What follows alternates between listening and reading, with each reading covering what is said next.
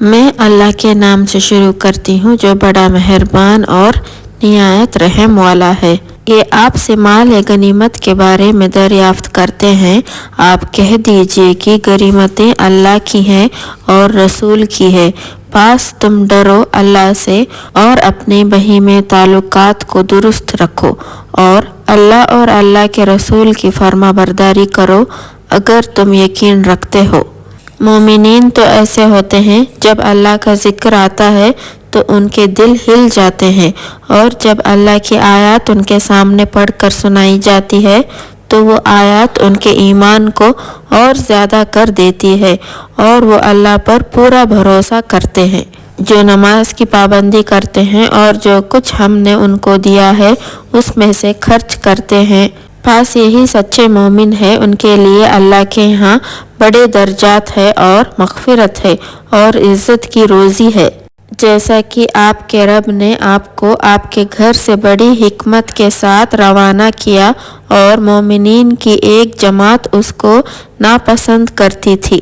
وہ اس حکمت کے بارے میں جب وہ سب کو معلوم ہو گئی تو اس انداز سے بحث کر رہے تھے کہ گویا کہ کوئی ان کو موت کے طرف لے جا رہا ہے اور وہ اس کو دیکھ رہے ہیں۔ اور تم لوگ اس وقت کو یاد کرو جب اللہ وعدہ کرتا تھا کہ تم کو دو جماعتوں میں سے ایک جماعت ہاتھ آ جائے گی، اور تم چاہتے تھے کہ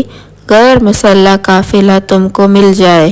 اور اللہ یہ چاہتا تھا کہ اپنے احکام سے حق کا حق ہونا ثابت کر دے اور ان کافرین کی بنیاد اور قوت کو قطع کر دے، تاکہ حق کا حق ہونا اور باطل کا باطل ہونا ثابت کر دے، گوئے مجرمین ناپسند ہی کریں۔ اس وقت کو یاد کرو جب تم اپنے رب سے فریاد کر رہے تھے، پھر اللہ نے تمہاری فریاد سن لی کہ میں تم کو 1000 فرشتوں سے مدد دوں گا جو سلسلہ وار آتے چلے رہیں گے، اور اللہ نے یہ مدد محض اس لیے کی کہ خوشخبری ہو اور تمہارے دلوں کو سکون حاصل ہو، اور نصرت تو اللہ ہی کی طرف سے ہے، بلا شبہ اللہ زبردست حکمت والا ہے۔ اس وقت کو یاد کرو جب وہ تم پر اونگ طاری کر رہا تھا اپنی طرف سے چین دینے کے لیے، اور تم پر آسمان سے پانی برسا رہا تھا تاکہ تم کو